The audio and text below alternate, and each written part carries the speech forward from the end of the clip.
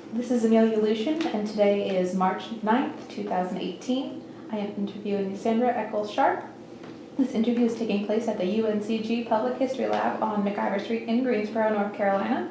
This interview is sponsored by the Museum Studies Graduate Program at the University of North Carolina at Greensboro and is part of the UNCG Polio Hospital Oral History Collection. Part 1 of this interview will focus on Ms. Sharp's mother and her experience as a Black teacher during the polio outbreak. Part 2 will focus on Ms. Sharp's own role in the civil rights movement and her detainment at the former polio hospital. Okay, so just to learn a little bit about your background, were you born in Greensboro? Tell me about just in general what it was. I was born in 1945 in Greensboro, North Carolina at L. Richardson Hospital.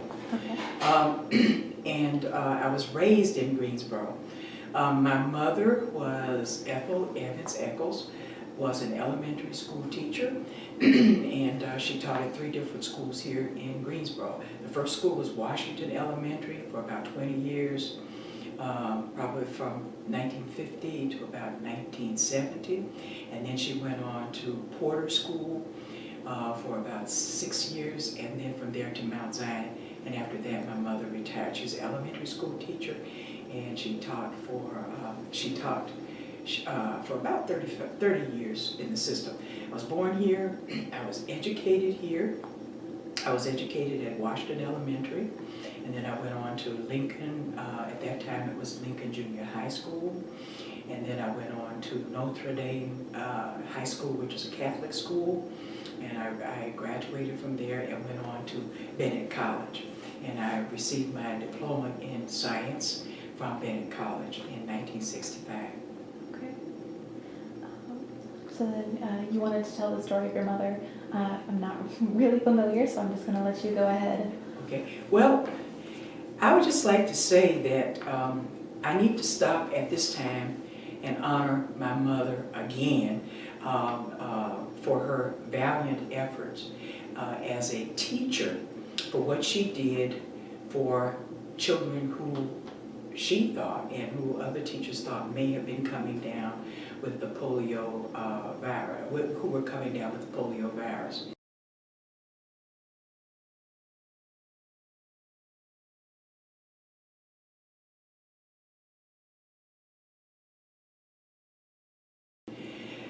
I would like to give honor and respect to my mother, Mrs. Ethel Evans Echols, who was a public school teacher at Washington Street School.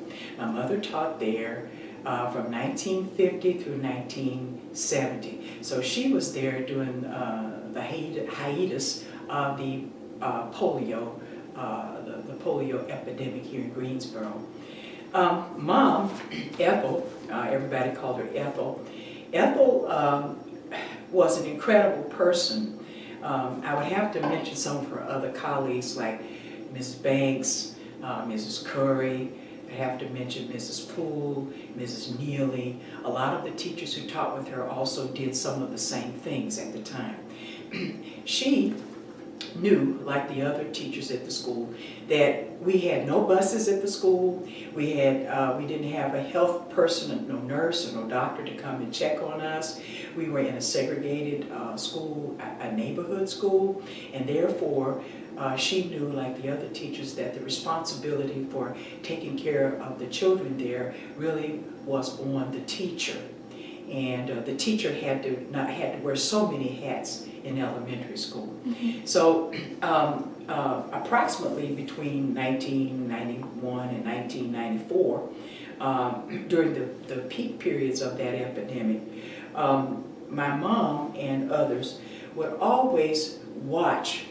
They would look at the students and see whether or not they were sick. That's just something teachers do. And if they noticed that a student was vomiting, if they noticed that a student was sleeping in class, or if a student wasn't eating, or if a student could not walk very well, or if there was some problem, had fevers, then they were duty bound to help that child. And so I would say whether they were suspicious that that child had polio, or whether they thought it was a copycat polio virus, which was also going around at the time, they then would get up and take those children to the hospital.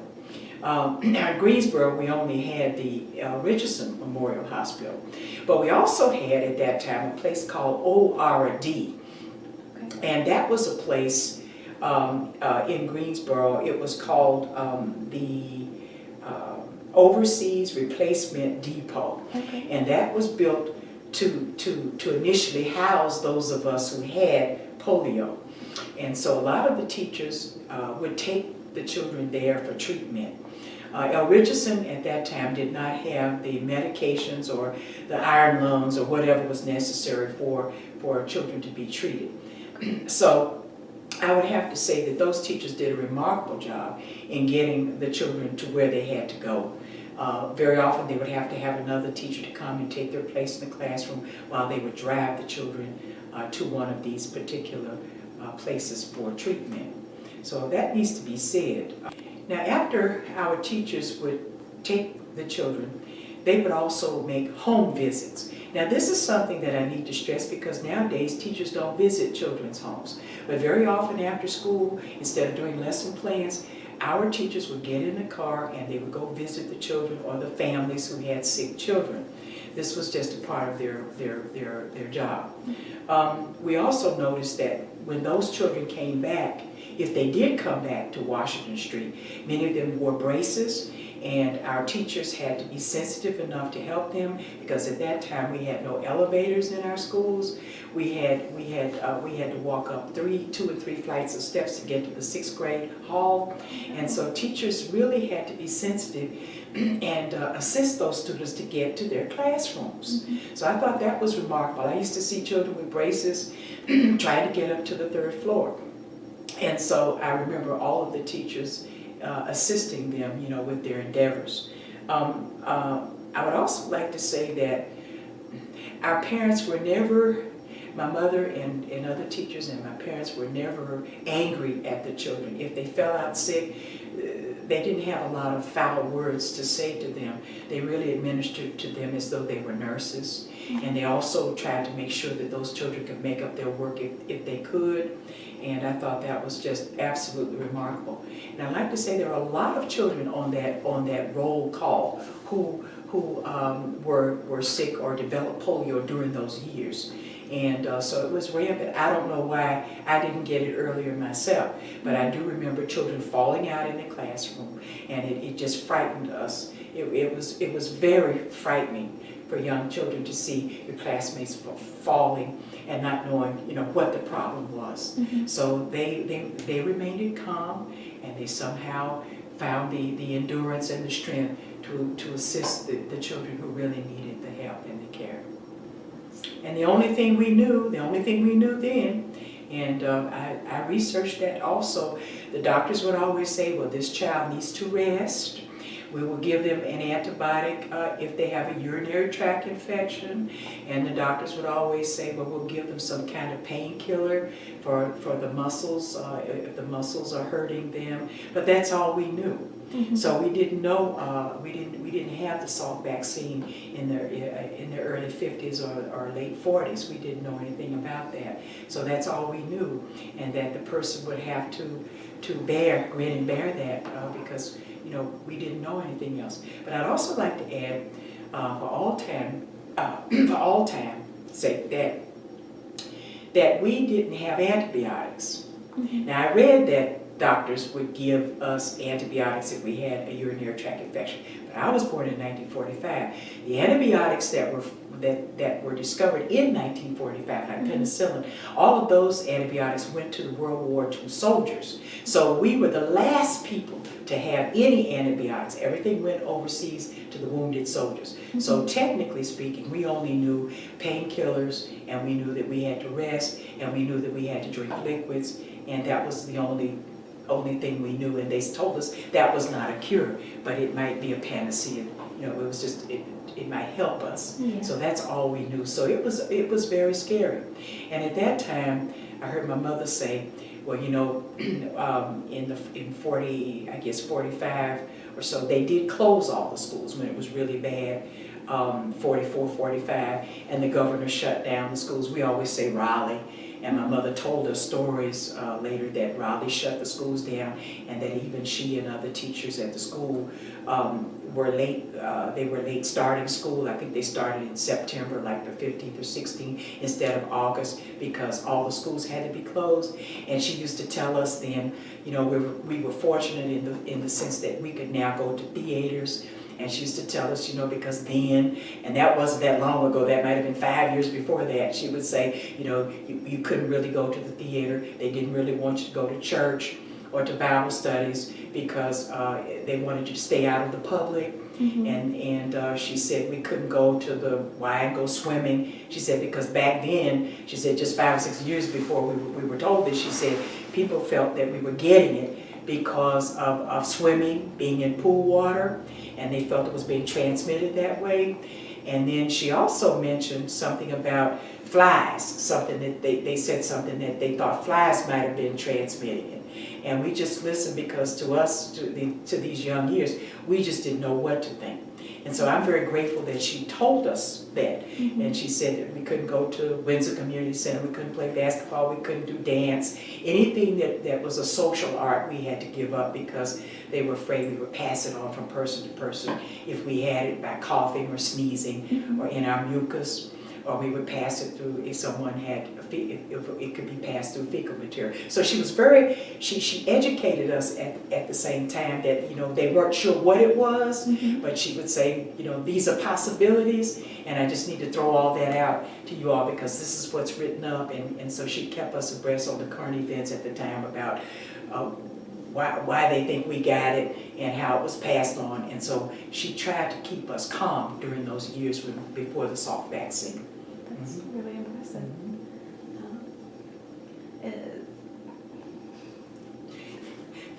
Is there anything, you can keep going if you'd like. Like I said, I don't have a lot of questions for this section. Well, let's see.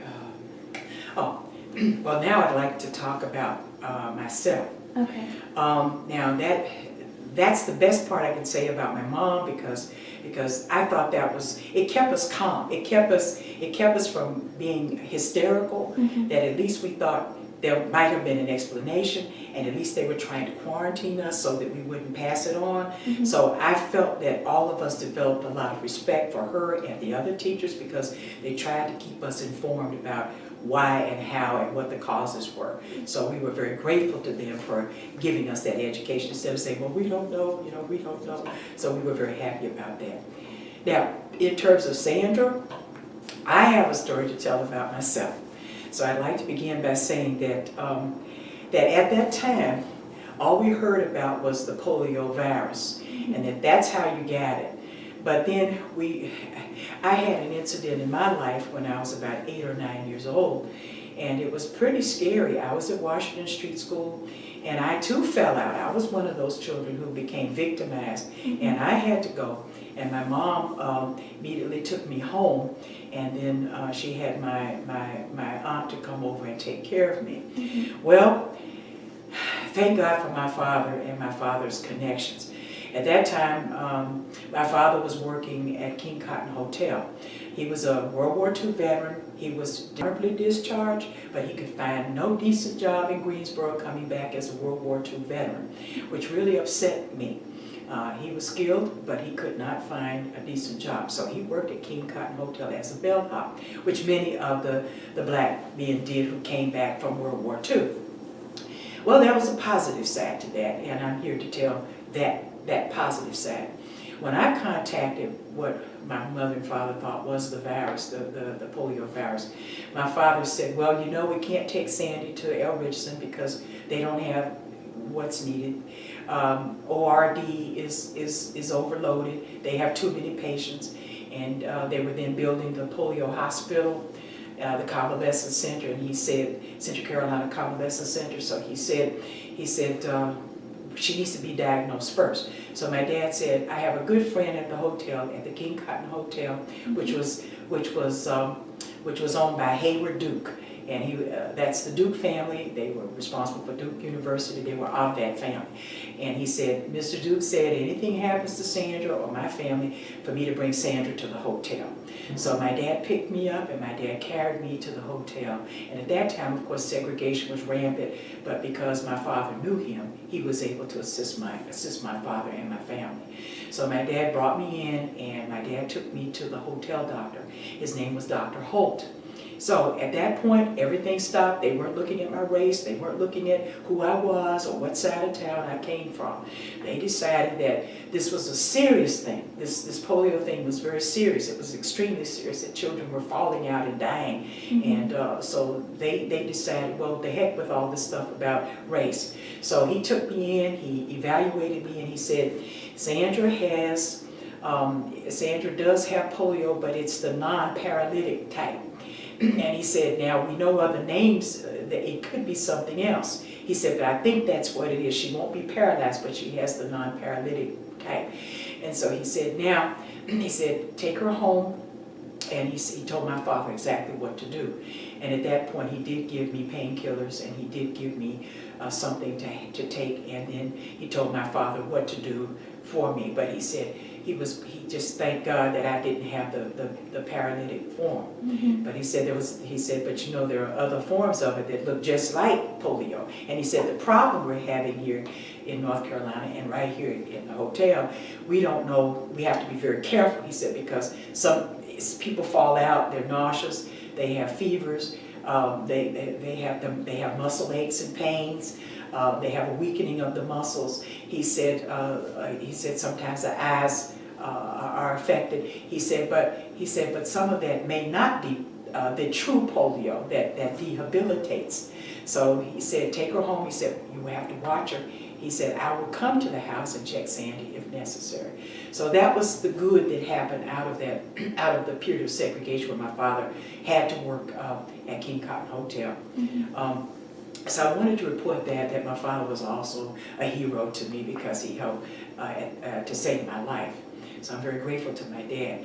And of course, I was home. I stayed home for 3 solid weeks. I was paralyzed from the waist down. I couldn't move. And I had to stay in my bed, and I remember having Campbell's tomato soup. I had the chicken noodle soups. I was cameled out by the end of 3 weeks. And so, you know, I was just cameled out. And then, you know, it was just a sense that I had to go through that. I had to have lots of liquids in order to be cured. Slowly, my limbs, my nerves returned to me, the feeling returned to me in my legs after about 3 weeks. But I really prayed hard as a kid because I really didn't know what to think. I didn't know whether the doctor was correct. I didn't know whether my legs were going to atrophy. I didn't know what was going to happen to me. So it made me a very religious child. I became very, very much so attached to my prayers. I'm Catholic. I began to pray a lot. I did the rosary. I became almost saintly as a child because I really identified with the children of Fatima. I had been reading Catholic stories about those children and what happened to them and the suffering that they took upon themselves in Italy. And I began to think, well, I need to turn this into a blessing for other people who are suffering. So I became an avid fan of Mary. And I must add that no, we did not worship Mary, contrary to popular opinion. That's still going around today. She's an intercessor. She's a person who intercedes for us to her Son. We don't worship Mary, okay? I want to make that clear. But I said the rosary, I said my prayers, I did the Stations of the Cross in my bed, and I honestly believed as a child that that's what got me through it, and I honestly believe today that that's what got me through it, because we knew then that there was no cure. So that's my story, and that made me a deeply spiritual child. It led me to write poetry and music. I became more introspective as a person, and I became more grateful for what I had. I became very grateful to my family and to everybody because I realized that I didn't live in the world alone, and that people who helped us, there were white people who were concerned, And I realized that there were good people, and that I needed to remember the good during that particular time. It's a very powerful story. Thank you. Okay, we're going to start with the second part about the civil rights movement and the detainment at the former polio hospital. First, can you tell me about your time at Bennett? Yes, my time, you mean protesting at Bennett? Just in general, protesting, yes, but...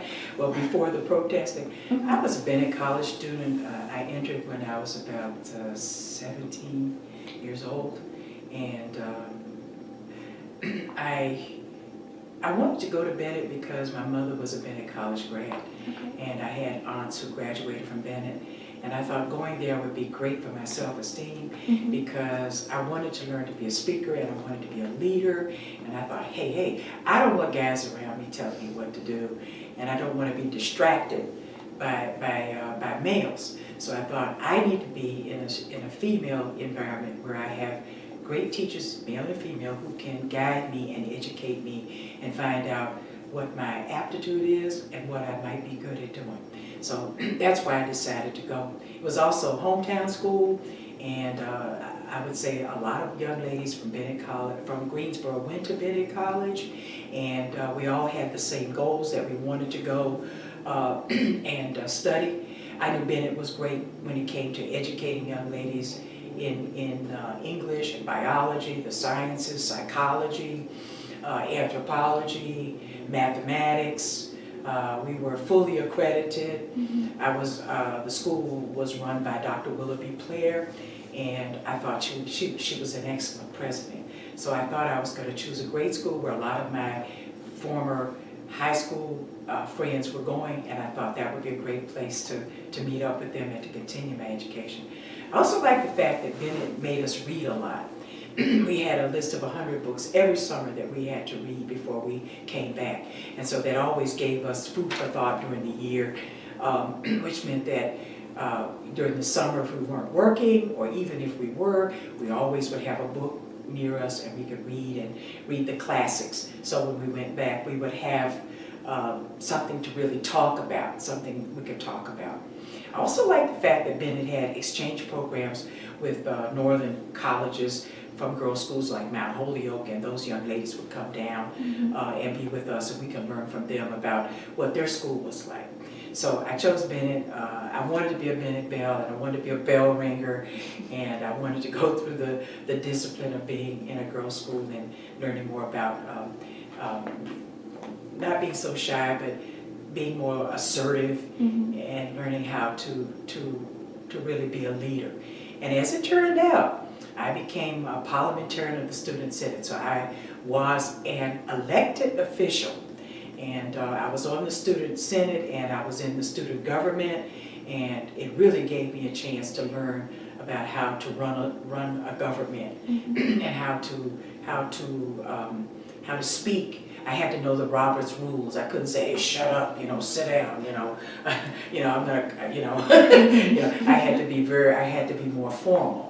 And I thought that was good for me. So I had to learn the formalities of speech and how to use my gravel and how to address the crowd. And I thought that was very good for me to learn how to discipline myself to do that. I also like Bennett because it gave me the opportunity as a scientist to then write, because I was always around young ladies who were in English and psychology and mathematics, and we would all get together and say, hey, what are your hobbies? So we would always relate to each other, not only in terms of our disciplines, but our hobbies. And my great hobby was writing, and it still is. So I entered a poetry contest for my college, and I won first place Reader's Digest contest out of New York, and the Atlantic Monthly Magazine, and I received the first place in the poetry division among, at that time, 50 United Negro College Fund students. And I was called by my president at that time to come Of course, I thought I was going to be expelled because at that time, Dr. Claire would say, now Sandra, you don't have on your socks or your stockings, so you're going to have to go home and you're going to have to put them on, because she meant for us not to go bare-legged. Mm-hmm. We had a certain code, and we had to follow that. So I thought, oh my God, she's going to expel me. I'm going to be sent home. And when I got there, she didn't even look at my feet, so I was very happy. So she said, I'm so proud of you. And I thought, phew. And I said, well, what, for what? And she said, kind of hid my legs under the seat. And she said, well, you've received this award, and you're going to represent Bennett College. You're going to the Reader's Digest in Pleasantville, and you're going to, you and two other students who were chosen, one for the essay, one for a short story, and you were chosen for poetry. So Bennett gave me the opportunity to express myself in a literary tradition, Mm-hmm. the more formal literary tradition, and I'm very happy that I had a chance to represent my school for a whole week in New York, and I had a chance to record for the Voice of America, and I had a chance to meet the dignitaries at Atlantic Monthly, and I had a chance to give a speech, and I had a chance to do a lot of the formal activities that were expected of winners of contests, Mm-hmm. especially at the college level. So I was very proud of myself. That's pretty exciting. I was wondering if you could tell me how you got involved in civil rights activities. Wow. I got involved in civil rights activities probably my sophomore year at Bennett. Let's see, 61, 62. And it wasn't in Greensboro. I got involved because a friend of mine, Jeannie Blair, whose brother, Ezell Blair, of course, is very well known for being a part of the anti-movement. And I want everybody to know that we don't envy them at all, because they always came to Bennett to learn what to do and how to be nonviolent before they demonstrated at Woolworth's. But Ezell and all of us, of course, used to talk, and of course his sister. So his sister said, this summer I've got to work, but I wanted to go join the American Friends Service Committee in Orangeburg. And she said, but I can't. And I said, well, what is it about? She said, you're going to be registering the black population there to vote.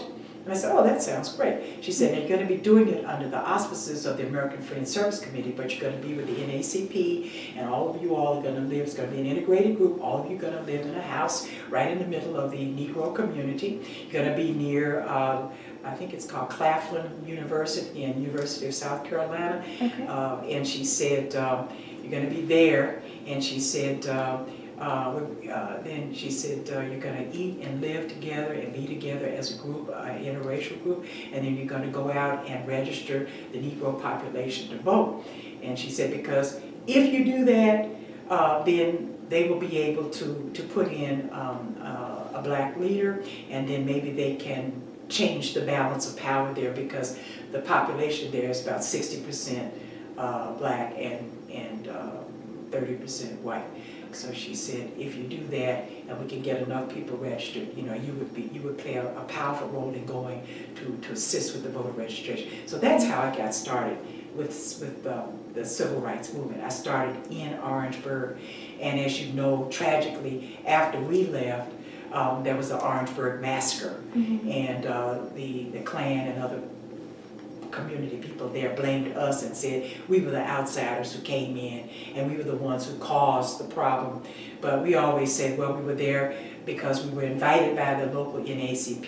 Mm-hmm. We were also, our parents were members of NAACP. We didn't feel like that we were just total outsiders. We all belonged to the same organization, and we believed in voting. It wasn't a hate white thing. It was all about going to register to get people to vote so that we could balance the power out down there. That's what it was about. So we went into the cotton fields. We had to take salt tablets.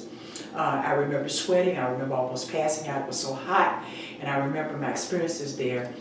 Briefly, I was accosted by a Klan member in the middle of a cotton field because I was trying to get the people there to register and vote, the women who were working in the cotton fields for $1 a day. It reminded me of Gone with the Wind. It was just like a scenario right out of the movie.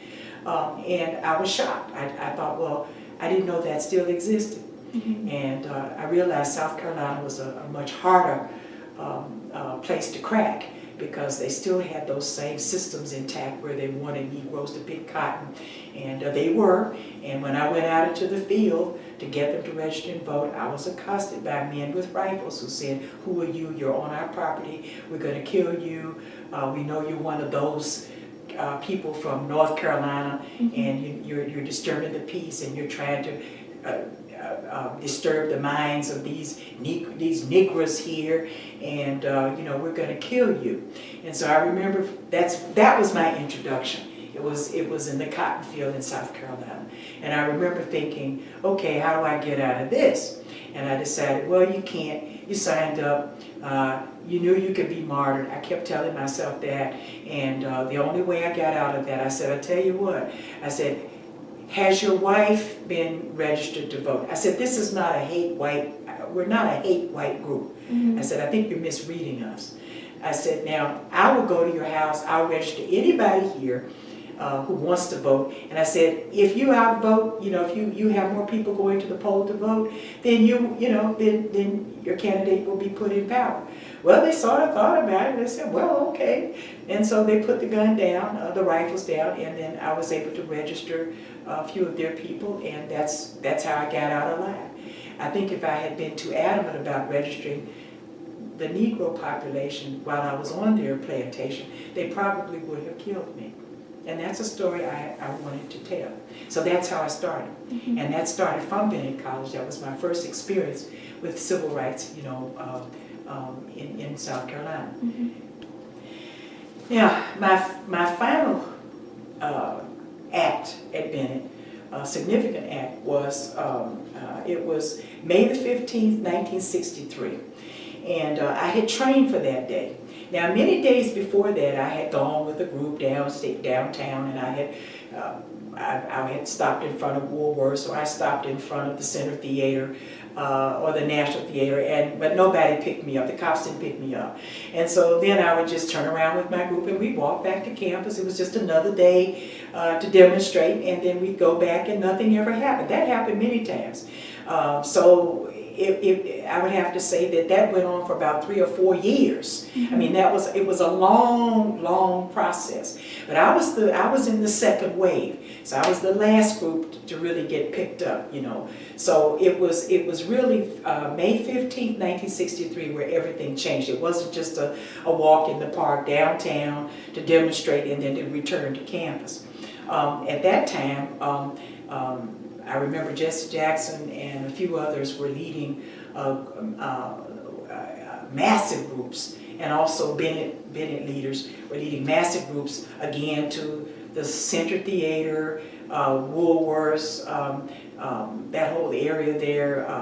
I think Crest was involved, all of that area. I mean, it was just huge lands. And I was in the line. I was thinking, well, I'm probably going to go back to campus. Well, when I went, followed the group to the Center Theater, I noticed that there was a cutoff point. And the young lady in front of me said, okay, I'm the last one who's going to push to get in. Now you take the group on around to S&W. I said, good, it's my turn. So there I was, the leader. And when I looked around, I had a lot of Bennett students behind me. And so at that point, I walked from the Center Theater, which was on the right-hand side of the street, and where the Empire Room is. And I walked all the way around, all the way down, and I made the turn to go to the S&W restaurant. And when I got there, I noticed that there were revolving doors, and I thought, well, now maybe I can catch them off guard. So sure enough, they weren't expecting us at that time. So I went right through the revolving door. And I thought, wow, this is easy. And then I thought the rest of them were behind me. But quickly, very quickly, as I walked in, his guards came around. And who do I mean by that man? That man was was Frank Sherrill. He was the assistant manager of the S&W restaurant. And I think he'd been a mess sergeant in the war, or he was in the Army. And as I recall, he locked, not him personally, but his group of friends locked the revolving doors down. And so I was the only one in there. Oh no. Well, anyway, this man, huge figure of a man, Mr. Frank Sherrill, was standing over me, a towering figure. He looked like a linebacker or something. And I looked up at him and I thought to myself, oh my goodness, now what have you gotten yourself into? But I stayed very, I didn't smile, I stayed very calm. And he said to me, what are you doing in my business establishment? This is my place. I said, well, I brought some money. I said, now, I would like to buy a hamburger and I'd like to have a Coca-Cola. I said, I'm not coming in here without having some money to pay you for some food. And he looked at me and he said, well, we don't patronize people like you. He said, we have a general policy here. We don't serve you. And we don't serve people like you. And he said, I'm going to have you arrested. And that was it. I said, well, all right. And so at that time I stood there and he immediately unlocked the doors, the revolving doors. And he then had the police force to come in. They got me by the arm and they took me out the revolving doors. And at that point, they put me in they actually almost literally threw me in the paddy wagon. And then, of course, when I look back, they couldn't lock the doors fast enough, so the others were able to get in. And as they went in, the police would go in and then take my Bennett sisters and take us out of there and then put us in the paddy wagon, and also some A&T people who happened to be in that particular group that I was with. I wanted to say, though, that I was very impressed with the inside of the S&W. It was very posh. It was upscale. I liked the couch. I thought it would be a very nice place to sit with my friends and talk about books or to read stories. And I thought, wow, this would be a great place to come and just chill. Mm-hmm. But as it turned out, Mr. Sherrill informed me no policy dictated. We were not supposed to be in there, that all the S&Ws all over the South were the same, and that they had not changed their minds at all about serving Negroes or colored people, and that we had no place there in his restaurant. And so that's how he greeted me, and that's how I left the restaurant. And then at that time, I was put in the paddy wagon. A lot of us were thrown in there, and then the long ride to our jail. We didn't know where we were going because at that time, that was the mad rush. We were the second wave, so it was really on. Everybody who was anybody was demonstrating. At that point, everybody said, okay, we're going to jail, or we're going to break this. We're going to break the backs of segregation if we can. So we didn't know whether we were going to Burlington. So I think they had to call. Well, now where are we going to take this group? Well, Burlington called back, well, this jail is full. So I think High Point, they said, no, this jail is full. They called in surrounding areas. Mm-hmm. So they said, well, we're going to open up the old Central Carolina Convalescent Center, which had been closed, I think, in '61, but it was reopened. When we came, they said, well, we're going to reopen it. So it was closed in '61 as a rehabilitation center. It was reopened to put us there. So they drove us out there, and I'll never forget that.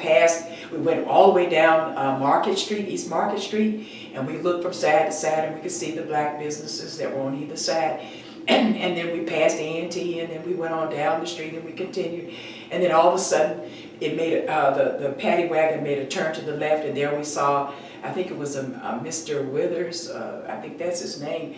We saw a shoe place owned by one of our black businessmen. And then they made an abrupt turn to the right, and there we were. At that time, I think there were 3 or 4 buildings on the compound.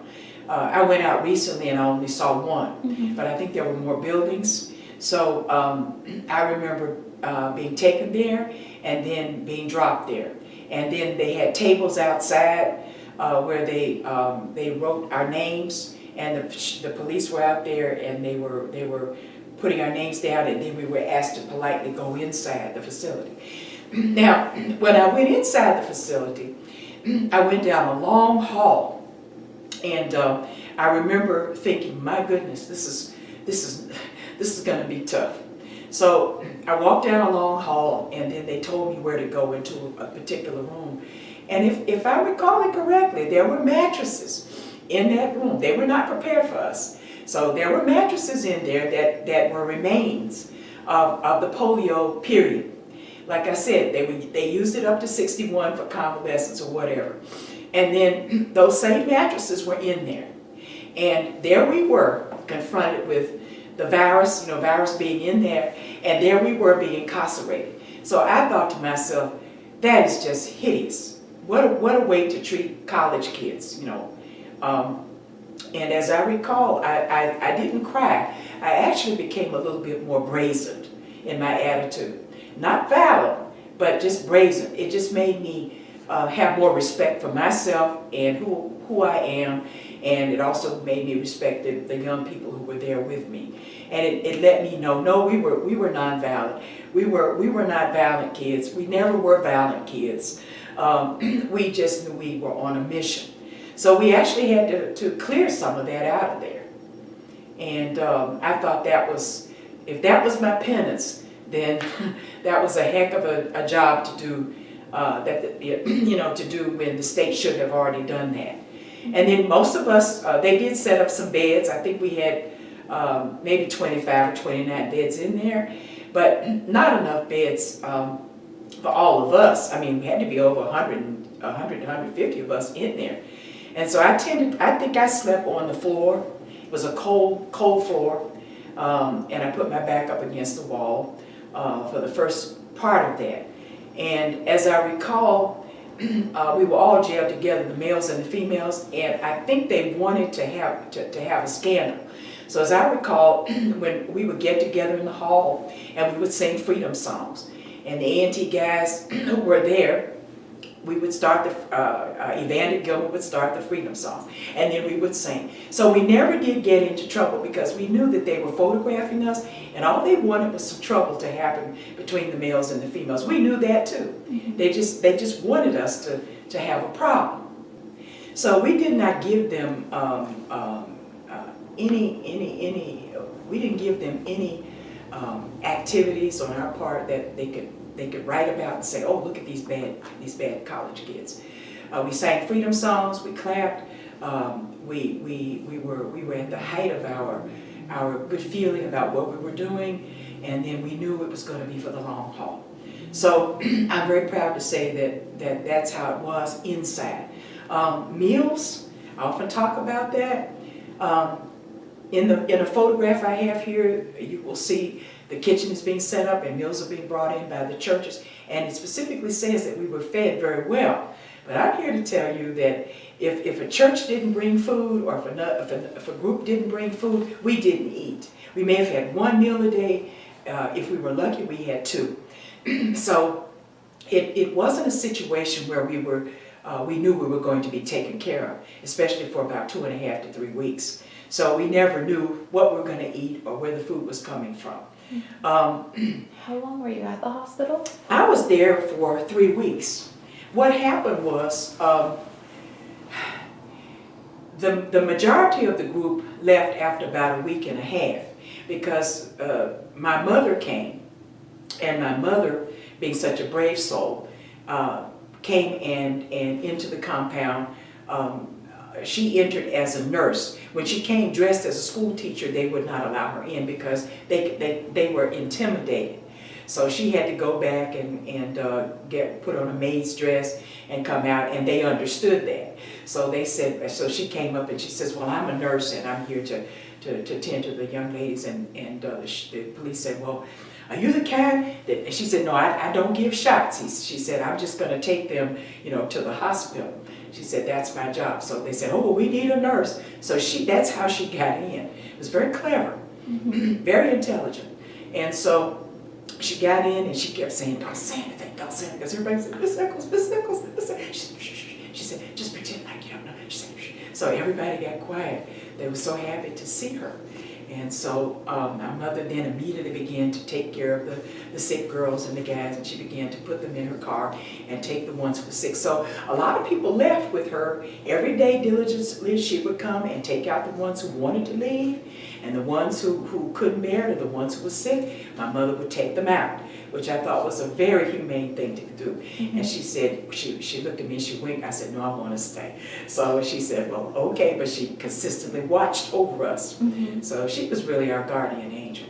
Well, after about a week and a half of that, it really got intense.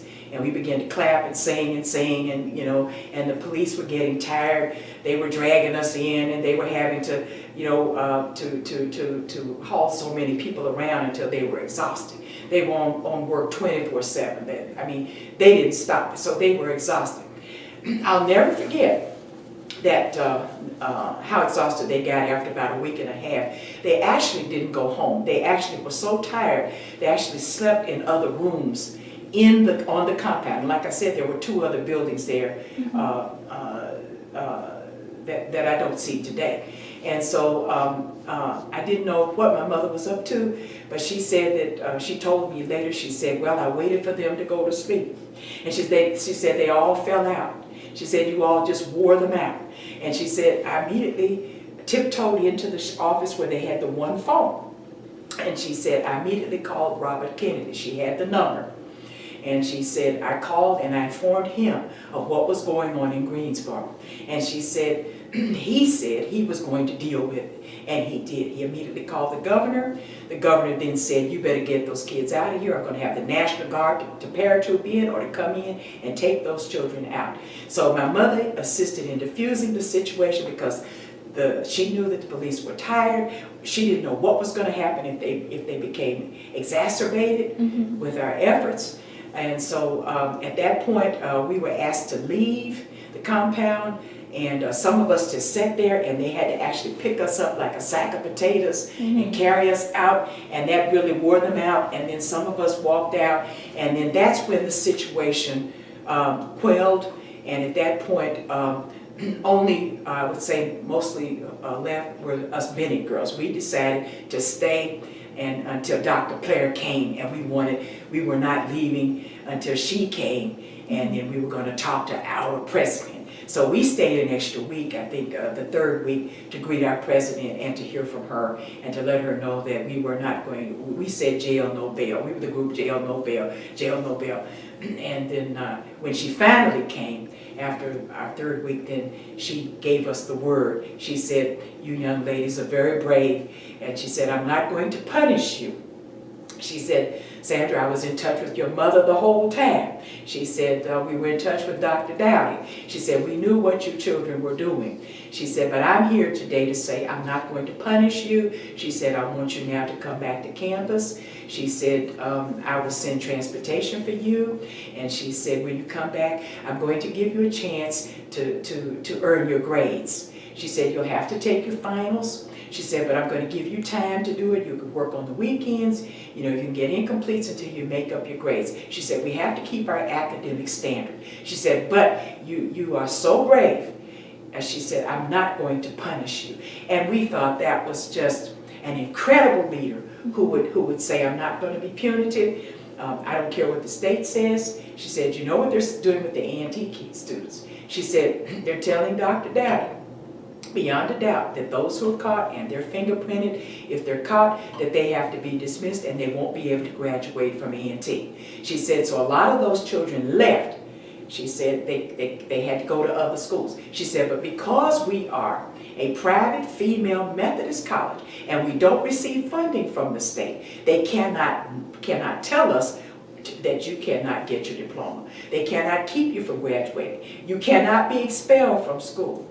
So we listened to her, and we were so ecstatic about the fact that our president was telling us that we were private, we were like, you know, like in the Foreign Legion somewhere. We couldn't be touched. We had our own castle, and we could actually do what we did without feeling the effects of a punitive Senate or we used to say without the punishments from Raleigh. That's how we used to talk about it. Okay. So you talked a little bit about the food. Was there any mistreatment by any of the guards? I hadn't really seen anything, but I wanted to. No, we were very blessed. I'll answer that directly. There could have been, because I had to organize the inside, being an organizer, so I organized the young ladies. We were runners, so we run to get the food off the trucks and bring it in. Mm-hmm. If they wanted to bother us, they could have stopped that process. They could have thrown our food out, but I had 10 young ladies running to get the food, to stack it up so that people in the kitchen could deliver, and then we would then run the food from there into the areas for people to be fed. When it was very tense, I think one of the Bennett students told the police officers, "We are tired of you all looking at us. We're women." So this area was wide open. They could pass by and look. So we simply asked for a curtain to be put up, and we were able to put a curtain up, a bar, and put a curtain so we could close it so that they could not look in on us when they wanted to. And we said to them, we'll put a person out front. We'll have 2 young ladies sitting here, and then if you want to come in, you need to talk to them so that they can tell us to be decent, before you come in. So they worked with us. But what we were afraid of is, as the time went on and we were in prison, we were really afraid that they were going to snap because they were exhausted. Mm-hmm. They were suffering like we were from sleep deprivation. So when people get to that point and they're walking around with guns, who knows? We didn't know. We had no idea what our fate would be. So we were just very fortunate that they kept themselves together and that we kept ourselves together too.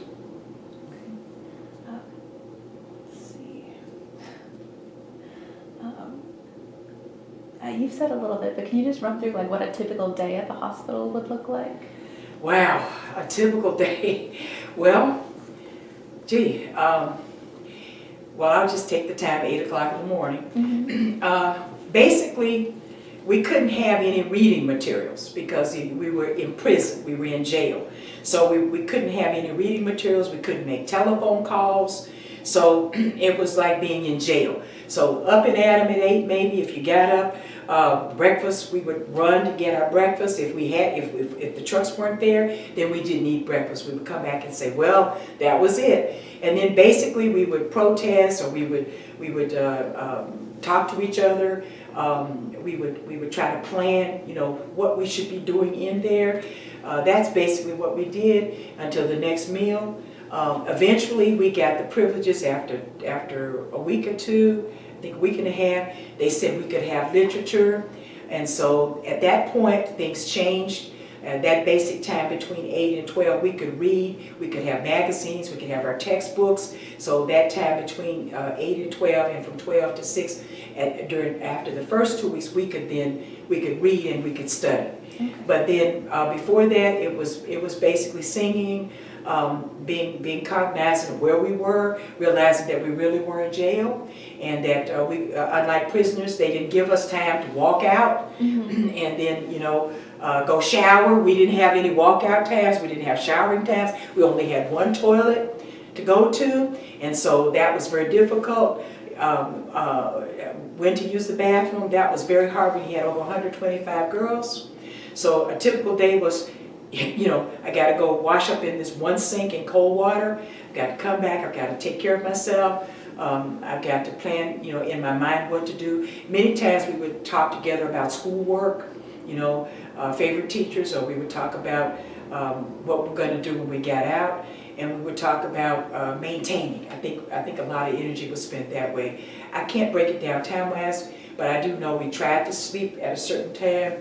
But you have to remember, we would go out in the afternoon into the other area. We would sing into the other room. We'd sing freedom songs and we would pray. We would sing freedom songs and we would pray.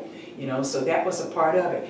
At one point, we were allowed, because we were prisoners, we were allowed to go out into the back area of the compound, which is still there now. If you drive by that area, you can see a big field in the back. Back there now they have a picnic table and a basketball hoop. Well, that area, it was a big field, it still is now, but it was bigger then. We did go out there, and it was on a Sunday. And they had us all out there because they said that they thought we should go to church. So I guess that was 11 o'clock or 10 o'clock on a Sunday. And so, my goodness, it was en masse. I mean, it looked like thousands to me, maybe 500 of us at that point. And so we were out there, and then I said, I'm Catholic, I want to go to Catholic church. And he said, well, we'll get a bus, you know, how many of you are Catholics? And I looked around, gee, I've never seen so many Catholics in my life. There's 50 hands going up. So they said, well, we'll go get a bus. I said, okay, I laughed. And so they brought a bus, and then we got on the bus. Well, they had the police dogs. The sheriffs were the only ones allowed to have dogs. Those dogs were on the bus with us, and because I didn't get a seat, because they knew I was a leader, I was forced to sit on the floor with the dogs. And they had us, you know, with little chains on, and they took us to the Catholic Church, St. Mary's Catholic Church. My father was a parishioner, and that's where I was. I had my confirmation when I was about 9 or 10 years old from Bishop Waters. But anyway, the bottom line is that we went in, and the police had the dogs. And of course they followed me out, and then my priest, Father Leffler, was there, Father Donovan. I have to go way back to remember those priests. Maybe it was Father Donovan. He just said, I don't want those dogs, you know, in the church. They can wait outside. And so we went in, and we had the service, we had the Mass, and at that time we did it in Latin. It's a Latinate Mass, and then most of us received communion. And then we came out, and then we got back on the bus, and then they took us back to the polio hospital. So that took up a long period of time because we had to leave for the polio hospital, get to St. Mary's, and then get back, and then be incarcerated again. So a typical day would have been up, maybe talking to each other, trying to remember our classwork. We couldn't write letters, we had nothing to read, so we would have to talk to each other. And then after we did that, we would then eat if we could. The runners, we were out trying to get food. Girls had to go to the restroom. Girls had to wash up. We would then sing freedom songs. We would then talk to each other again, and then maybe think about the future. What was, I think some of the issues were, what's going to happen if this fails? What's going to happen if this succeeds? What's going to happen if we go to, these were questions. I think we all were really into brainstorming about questions. What if, okay, what if, now if we get out of here, what if we got to go to the court? Well, what are we going to do? You know, suppose we're convicted. We were thinking about those kinds of questions. And then finally, when we got our books, typical day would be, okay, we've done these what if questions, we can't answer them, so we need to study. And then we began to turn our time into formal studying times until we got out. Okay. Mm-hmm. So I don't really have any more questions about the polio hospital. But why do you think your experience is important for future generations to hear? Well, I think it's important because I was in a girls' school, a girls' college, and we all stuck together. I think in any movement, here it is, it's March, it's Women's Month. I think women do need to realize that we're powerful, that we can change the world, that we have a voice, that we had a voice, we created a voice. We're not the people you're going to see on posters. We're not going to be talked about on Women's Day. We're not the famous ones, but we're the little foot soldiers. We're your foot soldiers who did the work. We're that army. We're that group that walked it. We walk the walk and we talk the talk.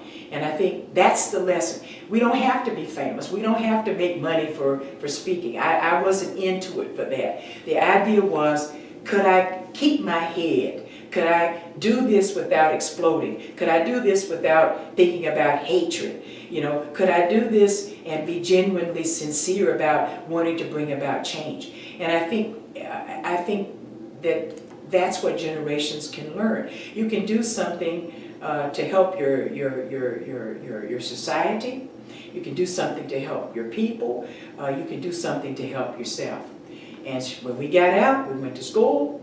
Our fellow Bennett students met us. We did go to court. In conclusion, we never got in there to meet Mr. Sherrill, who did stand. He did go in to meet the municipal court. The trials were held, but he couldn't identify any of us. So we were all freed, and we said, my God, just think, that's what en masse means. If you go in numbers and you do something together, it makes it very difficult for them to convict a whole group. It was just too many of us coming at him. So I learned that that's power. That's real power. And for Women's Month, I think we learned that, yes, we are powerful, and that we need to continue with that zeal. It's a zeal. It's a zeal that you have to want to do that. And you have to want to do that even if your best friends don't want to do that.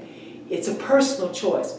It's like committing yourself to a college, or committing yourself to a job, or committing yourself to doing something that you really want to do. Nobody else wants to do it, but if you want to do it, you have to study your heart and your mind, and you have to focus on that and make it a reality. Is there anything else you'd like to add to this interview? No. And I thank you so very much for having me. I didn't know that this was possible, that I would be coming to this institution after all these years to be considered for an interview. So I thank you very much. Well, I thank you, Ms. Sharp, for coming to meet with me today, and this concludes our interview.